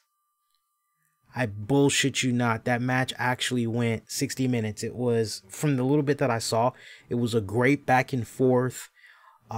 Finishers, the whole 9 yards. It pretty much had reached the 60-minute time limit, and it ended in a draw. So you talk about some good old-fashioned booking right there. Yeah, so you know we got the G1 card that's going to be coming up. I'll take a look at the card for G1 next week, because they're probably going to be announcing a couple of more matches, I would think, this week, maybe going into next week. So we'll have another look at the card and see how it's playing out. Got some Impact Wrestling news. I know we haven't talked about Impact Wrestling for the past couple of weeks, and as I had mentioned on the show some weeks ago, Impact Showdown has been on hiatus with it being WrestleMania season and all that. I kind of want to just get through WrestleMania season and then go on ahead, resume the coverage of Impact Showdown, covering Impact Wrestling Fallout. So it will be back after WrestleMania, folks. But I have been checking out Impact Wrestling, and I gotta tell you, the swerve that they did on last week's Impact Wrestling. Oh man, did not see that coming a mile away, man. So we had the main event match for the night that had consisted of freaking Johnny Impact taking on Brian Cage for the Impact World Championship. Well, in the closing moments of Impact, we see Killer Kross. He drags out a lifeless Johnny Impact, and he's got a cinder block in the other hand. So you're going, holy shit, Killer Kross fucking, what the hell? And you got Taya Valkyrie, she's playing the dame in distress, just, what you doing to my man? What you doing to my man? And so, this pisses off Brian Cage. He's like, what the fuck? So he's trying to bring the fight to Killer Kross and everything. Long story short, turns out Impact was faking being unconscious, and all three of these motherfuckers just proceed to beat the living hell out of freaking Brian Cage, and it ends with Brian Cage going through the cinder block and being knocked unconscious. So apparently now you got a deadly alliance of Taya Valkyrie, Johnny Impact, Killer Kross. Fucking a badass. That is freaking badass. It's a great swerve. As far as I'm concerned, great booking, because if anything, that's just helping Brian Cage even more. That's just elevating him, elevating his stock, elevating this rivalry even more. I'm down with that by 100%. I'm down with it. And when it's all said and done, look, Johnny Impact, he for the most part, he makes a really good babyface. But I personally found him to be an even better heel. And you can't do no wrong with Taya also following that same path as well. So the married power couple that pretty much has the major championships in Impact, right? They got the keys to the kingdom, and this is how they're rolling. So I really like what's been going on with Impact Wrestling. Also, I got to give a shout out to my girl, Jordynne Grace. Jordynne Grace continues to look oh so fine. I'm really proud of her, man. All that weight that she has lost, she could have just been content and been like, hey, look, I'm happy with how I'm looking. I'm good. But she is continuing to lose the weight in all the right places. Not that she ever needed to lose the weight in the first place. And it's just, I can't believe I'm saying this, but she was already cute. She was already beautiful. But if it's even possible, she's getting even more beautiful. Believe it or not. And shout out to her, because she had a classic matchup with Tessa Blanchard, #1 contender spot. Winner gets to take on Taya Valkyrie for the Knockouts Championship. So she advanced. She got that nod. Tessa so pissed off, just flying fucking livid and making a ruckus and all that. Eventually, there was a collision with Gail Kim. Gail Kim got physical, and Gail Kim has been suspended because basically it was, hey, Gail Kim, you're no longer an official or anything like that. So what you did with Tessa there, nope, there's consequences for that. So she's suspended for a little bit. So pretty good episode of Impact Wrestling that we got from last week. I'm actually looking forward to seeing how things play about with this coming week's episode. Also, and you know what? I will be this Friday. I'll tell you what, if there's going to be those of you that's going to be checking out Impact Wrestling, I'll be interacting with you guys. I'll interact with you guys on Twitter, and I'll also interact with you guys in the Discord on Friday. So if you guys are going to fucking be watching Impact Wrestling on Friday, you got two options. Let me know. Also, while we're talking about Impact Wrestling, I'm almost done with the show, by the way. Ain't really too many other topics I want to get into tonight. So for some of you guys, you may be going, what? But yeah, Impact Wrestling, I got some other good news I want to talk about. They have re-signed with OVW. Now, if you guys remember back in 2011, they had reached an agreement with OVW, and it basically saw them acquiring the services of OVW, getting access to OVW's talent, training and all of that good stuff. And that was a really, really good partnership, because you look at some of the names that had came through OVW and had their brief little stints in Impact Wrestling, respectfully, Samuel Shaw, who now is down there at the WWE Performance Center, Taylor Hendricks, also Cliff Compton, Chris Silvio, Johnny Spade, Jesse Goddard, and my all-time favorite, he was a one-time guest here on the RCWR Show. I've been wondering what's been going on with him, because of all the people in OVW, this guy seemed as though, okay, he can do no wrong. The stars are all aligned for him. Nothing but great successes in his future. Of course, I'm talking about Jamin Olivencia. Man, did I love me some Jamin Olivencia. And apparently, for the past couple of years, he's been on hiatus. He's been away from wrestling, just taking care of some personal matters, family and all that. I know he has a child and everything. But he went on hiatus for like 2 years.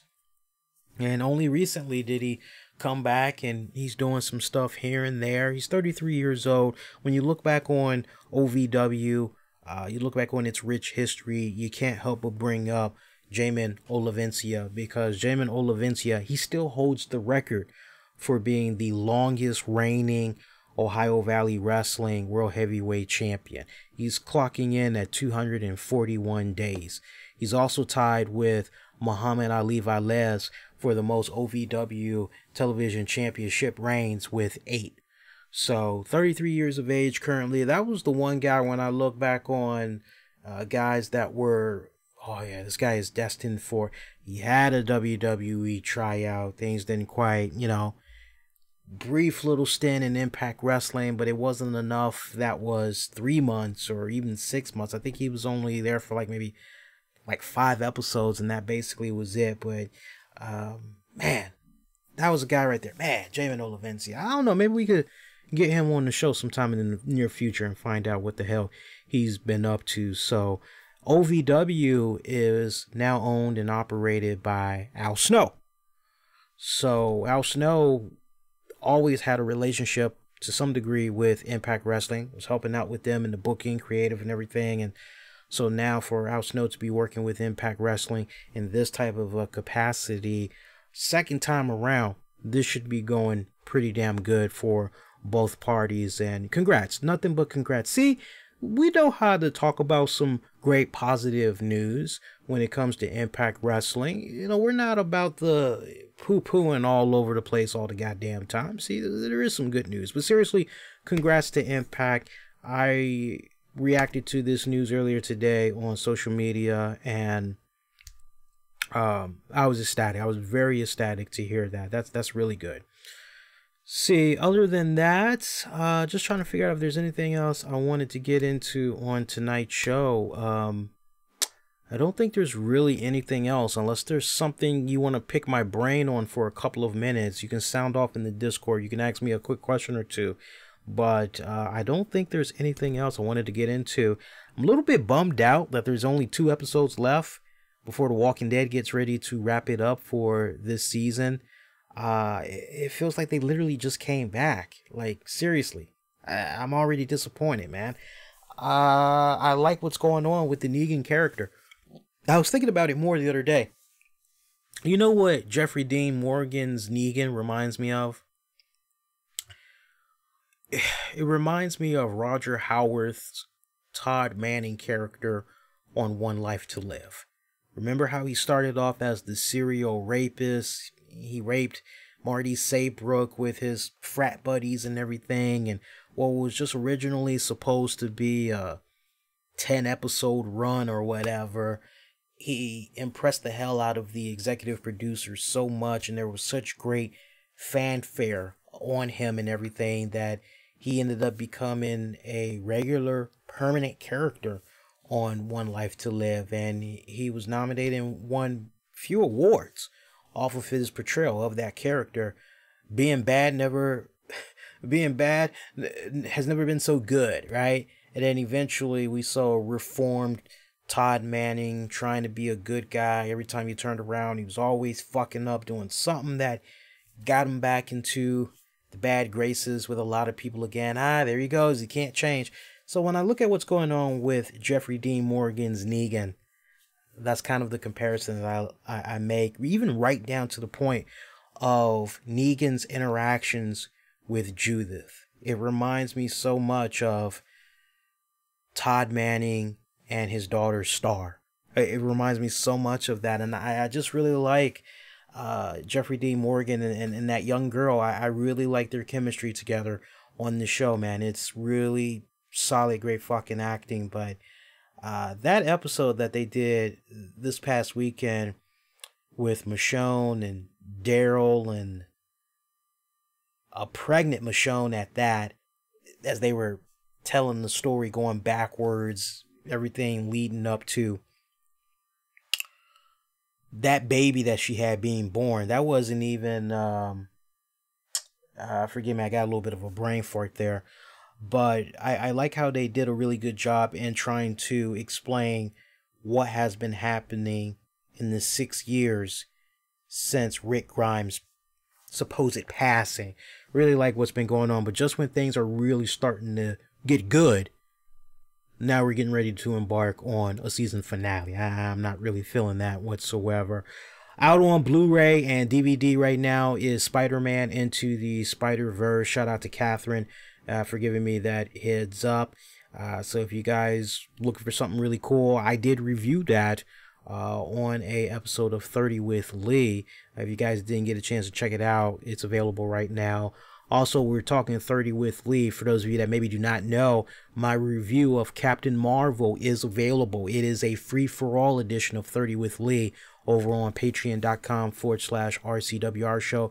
Don't need to sign up. Just go look for the episode. You can find it off the break, download, and enjoy. I brought up a lot of very valid points with regards to that movie. I'm going to be sitting down this week, and I believe... I gotta check with the missus, but I believe we're finally going to be sitting down and recording the 30 with Lee on Brennigan. And also, I'm going to be doing something very special with regards to Spike Lee. Nobody has been able to figure it out. So we're finally going to do the reveal on a new 30 with Lee. And when you guys hear it, you're probably going to be like, oh, that's it. The whole fucking time ties into the avatar on freaking Twitter. No cheating. Don't look it up online. You don't know. You don't know. That's it. You just don't know. So yeah, we got that. That's hitting DVD, Spider-Man Into the Spider-Verse. I'm trying to figure out what else. I think that's really it. Let me just pop my head in the Discord chat. See if anybody might have a question or two. Jim Cornette coming to MLW. Yeah, I know Tony Schiavone has been tearing it up over there in MLW. I've been having that on the back burner as far as freaking MLW goes. I probably at this point may not get into it until freaking WrestleMania is over. That's probably when I'll get into MLW a lot more, since it's free to check out and everything. But yeah, in case you guys don't know, what was that? Who is that? Cody that asked that question? Yep. Cody had asked thoughts on Jim Cornette, or rather Jim Cornette, MLW. MLW's newest color commentator is Jim Cornette. And if you guys had missed it, he actually took the time out to sit down and talk to BN Sports USA about the new position with MLW. And I can actually read to you guys a couple of quotes here. Not too much. It's not long-winded. He basically had said, when MLW first called me, they said, take a look at the product, see what you think, and see if you can make it even more edgy and more dangerous, and give me a live microphone, and I'm going to do that. I know a lot of people may not really believe this, but I'm kind of outspoken, and I like to tell people what I think. And whether it's been on Monday Night Raw for the WWE, or whether it's been in TNA, or whether it's been in Ring of Honor, or whether it's been in WCW, or every promotion for the last 35 years, I like to tell people what I think, because I think I can lend some experience to it. And at the same time, I want somebody to impress me. I'm kind of off modern wrestling. I want somebody to step up and impress me. Hey, for Kurt Bauer and crew, to be able to make this acquisition and get the services of Jim Cornette in any capacity, whether it's as a writer, a booker, a TV producer, or what have you, even as a color commentator, any position that you are able to put Jim Cornette in for your wrestling promotion is a significant step up. So I think this is fantastic. It's great news for MLW, and I gotta be honest with you all, it makes me that much more even curious about what's going on with MLW. See, in the past, the problem for me was, well, shit, I can't access it on whatever channel that it's on for cable satellite. And then I've heard some people say, oh, no, it's available online. They've got episodes that they stream that you can check out on social media. I don't know if it's on YouTube or on their website or what. It was kind of similar to what OVW was doing back in the day. But you know what? I'm glad that this topic was brought up, because I'll tell you what I'll do. And this will be my challenge to you guys. Whenever they put their next episode out this week, if you send me a link, I will check it out. Hopefully, I'll be able to come across a link on my own, and we can definitely come on back here on next Tuesday's show, and I'll gladly let you know what I had thought about the episode of MLW and Jim Cornette doing his thing. I'm happy for Jim Cornette. I gotta tell you, Jim Cornette is actually somebody that I follow on social media, along with Vince Russo. I'm trying to think. Do I follow Pritchard? I don't follow Pritchard. I do not follow Pritchard. Nothing personal. I don't follow Pritchard. No reason to really follow Pritchard now, now that he's back in the WWE fold and everything. But I love reading the tweets and shit from Jim Cornette when it's time for me to just kick on back and be a listener. I love listening to Jim Cornette. I love listening to the Cornette experience and everything. And I tell you, that guy is so fucking outspoken. A lot of the things that he may say, people may feel Jim Cornette is just crazy as fuck. And sometimes it takes a crazy motherfucker to make sense out of all of the shit that we see in this world, try to make it make sense. And a lot of times Jim Cornette does a really good job doing that. If there's always been one thing I've appreciated and respected the hell out of Jim Cornette, is that he wears his heart on his sleeve. What you see is what you get. He is not going to be apologizing. He is not going to be sympathetic. He's going to tell it how it is, and you gonna take it how it is. You get pissed off, that's on you, or but he always gives it to you right between the eyes. I've always appreciated and respected that from Jim Cornette. And look, here's a case where this guy could have easily, well, fuck this shit. Man, if that's what it's gonna take for me to keep getting a paycheck, I just gotta zip my mouth, fall in line like the rest of them. Okay, let me do that. Not Jim Cornette. Jim Cornette's like, fuck this, fuck you, fuck the horse you rode in on. I like that. I remember one of the first times I had my girl listen to Jim Cornette. She was like, ooh, he's nice and Southern. I like him because my girl, her family is, part of her family is Southern. So you got a lot of the family there living deep out in Virginia. There are some, I want to say, in West Virginia. There are some in, not Tennessee, I kind of maybe want to say Kentucky.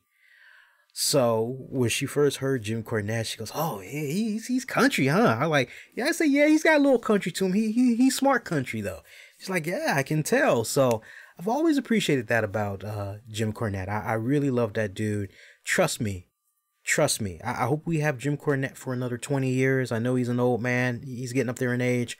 But I hope we have him for another 20 years, because let me tell you, it's going to be a sad day if way before 20 years. It's going to be a sad day when he passes, because you just think about one of the most polarizing, outspoken figures in the wrestling industry.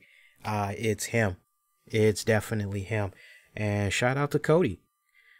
Cody said, and for those of you that may want to jump in on this as well, apparently MLW Fusion is free Saturdays on YouTube, and we got a YouTube clip of a full episode that is in the Discord chat now. So, all right, Cody and everybody else, I will watch this episode this week.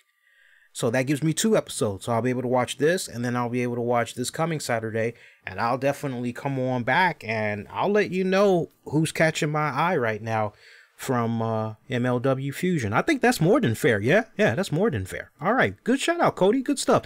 See, this is how we do it here, man. We interact, you know, we're proactive, and, you know, all that good shit. Once again, if you ain't part of the Discord family, do join us, man. We love tearing it up, and I usually talk some shit in between the shows. Like, even when I'm long off the air, I'll just post random shit in the Discord chat, and, you know, you can either read it or you can interact to it, all that good stuff. Also, I'm going to be downloading the Division 2 tomorrow. Just got paid. You know, well, it ain't Friday night, it's Wednesday for me, but just got paid. Mood is right. I'll be playing the Division 2. So I've been thinking about trying to see about getting a multiplayer team together. So if anybody plays the Division 2, let me know. I'm trying to get some guys together that definitely have the game or will be getting the game, and try to figure out maybe we can do something together. I'm hearing that you can do multiplayer across, doesn't matter the platform, you can just hook up. I don't know if that's really true or not. I know that's supposed to be the future of a lot of these multiplayer games, is it doesn't matter if you're playing on PC, PS4, or an Xbox One, just y'all will be able to play together. So, you know, we'll have to wait and test that out, actually, and see how that works out. But if anybody's going to be getting the Division 2, let me know. Oh, well, we'll go back to Cody one more time. Not YouTube, it's just the info page I found the info on. Oh, well, that freaking sucks. Well, wait a minute. So we need to give people the YouTube channel then, man. Wait a minute, before we go off the air here. Hang on here. Let's open this up. Let's open this up. Okay. All right. So yeah, I see their Facebook, I see their Twitter, I see their freaking Pinterest icon. Okay. Here we go. Watch Fusion online for free, and I've got their YouTube channel. Okay, so I'm going to put their YouTube link in the Discord chat here. I got it now. So you can look them up on youtube.com/Major League Wrestling. That's easy to remember. youtube.com/Major League Wrestling. And you can binge watch and all that. Good find, Cody. Thanks for that. I know it was a domino effect, but now we're all on the same page. All right, so on that note, I'm gonna go ahead, I'm gonna stick a fork in it. We're gonna call it DONE done at this point. You're next. Wow, we did fantastic. By the time I get done editing this episode is only going to be about an hour and maybe 40 minutes long. Wow, we haven't done that in a long time. That's great. I like when we can almost do a 2-hour show. I like that. I like that. All right. So at this point, your next episode, it's going to be coming at you guys on Tuesday night of March the 26th, 2019, 10 p.m. Eastern. No, actually, we come on at a new time. Almost forgot. We're now coming on at 10:15 p.m. 10:15 p.m. Be kind, rewind. Check out previous episodes of the RCWR Show you may have missed. If you did not get a chance to check out the Enzo shoot interview review that I did, our video had conducted it with him. That's available exclusively on the YouTube channel, so have fun with that. Follow me on Twitter, Facebook, Instagram. Use the keywords, the RCWR Show. And, oh, damn, almost forgot. Anybody that's going to be in the DC, Maryland, Virginia area, coming up, April the 26th through the 28th, catch yours truly and the beautiful and the lovely Tammy. We're going to be at AwesomeCon. It is our 3rd year coming back to cover this awesome event where pop culture, science fiction, entertainment collides. People are walking around, cosplay like a mother, good food, good entertainment. Whole 9 yards, man. So if you're going to be in the DC, Maryland, Virginia area, come on out there, say hello. Great lineup that's going to be there this year. I will be there all 3 days covering the event. It is such a huge honor to be invited back. This is our 3rd year. It's going to be our 3rd year covering AwesomeCon. I already have my Sting package. I basically got my Sting autograph, and I've got my Sting photograph opportunity. I've already bought those. The Pink Power Ranger Emmy Joe Johnson is going to be there. I can't tell you how much of a crush I have had on the Pink Power Ranger for so many years. I can't tell you how many buckets of cum I have lost to the Pink Ranger. up until I got past my teenage years, right? Afterwards, I actually was dating girls and everything. But I mean, come on. We're mostly guys here. Who did not blow a load to the Pink Power Ranger? You're lying like a motherfucker if you didn't. So, she is still cute as a button all of these years later. I am looking forward. I'm going to try to see. I haven't even bought a fucking photo op yet for the Pink Power Ranger. I'm trying to see if I can maybe pull that off, because I really don't want to be tied down to the lines all day, like the whole time I'm there. I would rather just, okay, Sting, that's it. But if I can somehow be in and out with the Pink Power Ranger, that would just be fucking awesome, like I don't know what. So a lot of cool people are going to be there. Check out more information. You can go to awesomecon.com. awesomecon.com. It's going to be happening in Washington, D.C. at the Washington Convention Center. So, great location too. Great fucking atmosphere. Looking forward to it. Alright guys, that is going to do it. Until next go round, please, I'm wishing all of you all to be safe, and most importantly, be kind to one another. I will see you all next go round. You all do take care. Yeah, great show. Great show. Alright, good stuff. Much love everybody in the Discord chat there. See here, to clarify your play across platforms thing, you sign up for an account with the Division 2 server, I believe. It's Ubisoft.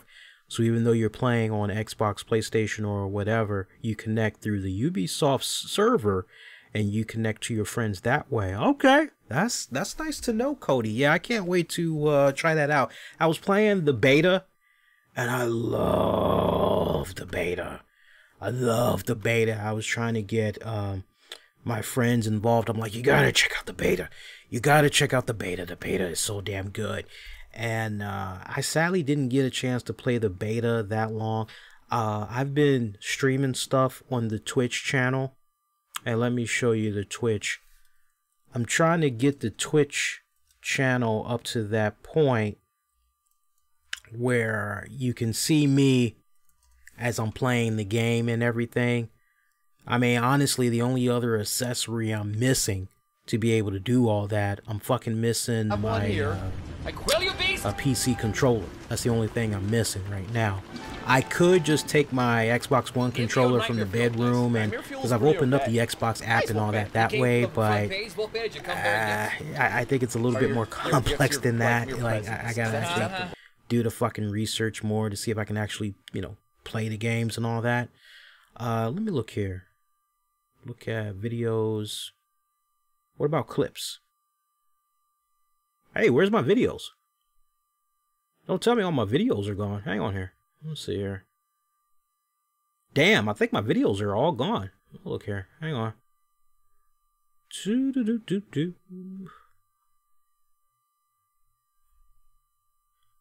Yeah, because I know they delete the I know they delete your videos after a certain period of time if you are... Hang on here. Yeah, they deleted my videos, man. I didn't do anything wrong. It just timed out. When you're not a Twitch partner, that's what happens. That's what happens. Let me look here. Yeah, there's nothing. There is nothing. I mean, nothing. Nothing. Nothing. Ain't nothing in here now. Yeah, what I'm gonna start doing, because there's a lot of games that I actually play, and sadly they all get deleted after a certain period of time. What I'm going to start doing, I'm going to start recording the videos like normal, but I'm just going to start uploading them to the YouTube channel. Because I was showing off gameplay like a motherfucker of the beta. And I was talking a little bit, but not really too much. So you guys that want to try to catch me play that game, you'll be able to do so. And I just wanted to let this run a little longer for our YouTube audience. But now, YouTube, it's time for me to say goodbye to you guys. Thanks for checking out the show. Catch you all next go around. Y'all do take care.